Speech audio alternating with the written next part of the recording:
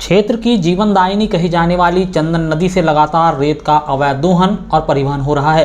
रेत घाट की नीलामी के बाद जहां ठेकेदार अनाप शनाप तरीके से रेत का अवैध दोहन करते हैं, तो वहीं अब जब ठेके की समयावधि समाप्त हो चुकी है तो रेत का अवैध व्यवसाय करने वाले भी नदी को छलनी करने में कोई कसर नहीं छोड़ रहे हैं। इस बीच पुलिस की टीम ने औचक धरपकड़ कार्रवाई करते हुए रेत का अवैध उत्खनन और परिवहन करने वाले 4 ट्रैक्टरों को पकड़ा है। सोमवार की सुबह करीब 9 बजे पुलिस ने ग्राम कलगांव से अर्जुनी के बीच रास्ते में ताबड़तोड़ छापामार कार्रवाई करते हुए ट्रैक्टरों को रेत का अवैध परिवहन करते हुए पकड़ा है। इन ट्रैक्टरों में चंदन नदी से रेत का अवैध दोहन कर परिवहन किया जा रहा था। वरिष्ठ पुलिस अधिकारियों के निर्देशन पर थाना प्रभारी धर्मेंद्र कुशराम के नेतृत्व में पुलिस ने कार्रवाई को अंजाम दिया। वहीं अग्रिम कार्रवाई के लिए खनिज विभाग को सूचना दी गई। दोपहर 12 बजे खनिज निरीक्षक ने थाना पहुंचकर अग्रिम कार्रवाई कर अवैध खनन और परिवहन की कार्रवाई की है।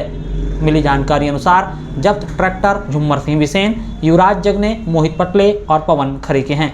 पुलिस ने मुखबिर की सूचना पर ग्राम बहाकल से अर्जुनी के बीच रास्ते में कार्रवाई को अंजाम दिया।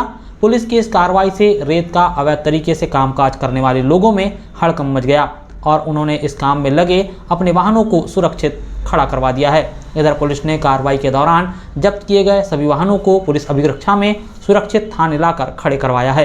चंदन नदी से अवैध रेत उत्खनन काफी लंबे समय से चला आ रहा है।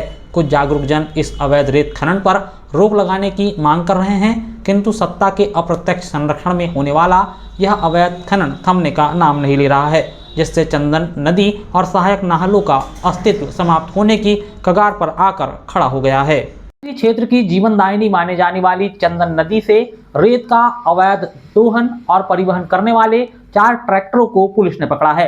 आपको बता दें कि कटंगी क्षेत्र की चने नदी के संरक्षण को लेकर पूर्व में विधायक गौरव सिपारदी कई बार दावे करते रहे हैं, लेकिन जैसे ही वह सत्ता में आए और सत्ता सुख उन्हें मिला, वह चंदन नदी के अस्तित्व को लेकर बात करना भूल गए हैं।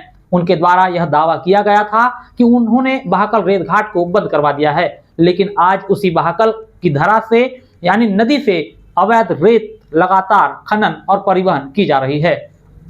आपको बता दें कि विधायक बनने से पहले विधायक गौरव सिपारदी चंदन नदी में होने वाले अवैध रेत उत्खनन और परिवहन को लेकर खूब डींगे हाँकते थे।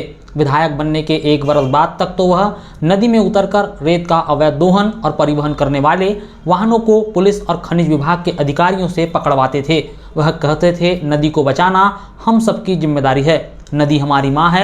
लेकिन जैसे ही सत्ता में 1 वर्ष बीता और सत्ता सुख मिला, उनके सिर से नदी संरक्षण का भूत ही उतर गया है। वह अब नदी में होने वाले रेत के अवैध उत्खनन और परिवहन पर चुप्पी साधे हुए हैं। उन्होंने आज तक कभी भी सदन के भीतर चंदन नदी के संरक्षण की बात नहीं उठाई और ना ही अवैध रेत उत्खनन पर कुछ बोला है। वह तो केवल जनता के बीच भाषणबाजी करते हुए नदी बचाना है, हम सबका काम है और गांव से बहने वाली नदी की रेत पर पहला अधिकार गांव के लोगों का है, यह कहते हुए स्वयं को पर्यावरण प्रेमी बताने में जुटे रहते हैं। अब उनके भाषणों से भी नदी संरक्षण का विषय गायब हो चुका है।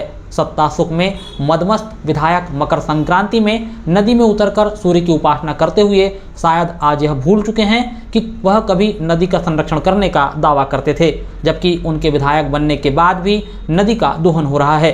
केंद्र से लेकर राज्य में उनकी ही पार्टी की सरकार है। वह चाहते तो शायद चंदन नदी का संरक्षण हो सकता था, लेकिन कथनी और करनी में अंतर होता है। यह बात विधायक बनने के बाद विधायक गौरव सिपारदी ने साबित कर दी है। विधायक के प्रेरणा स्रोत मध्य प्रदेश में मंत्री प्रहलाद सिंह पटेल द्वारा उद्गम मानस यात्रा शुरू कर नदियों को नाला बनने से रोकने और उन्हें बचाने की पहल की गई है।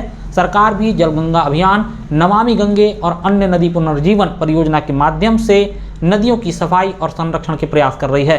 विधायक चाहें तो वह अपने प्रेरणा स्रोत से प्रेरणा लेकर चंदन नदी के अस्तित्व पर चिंता जाहिर कर उसके संरक्षण की बात कर सकते हैं।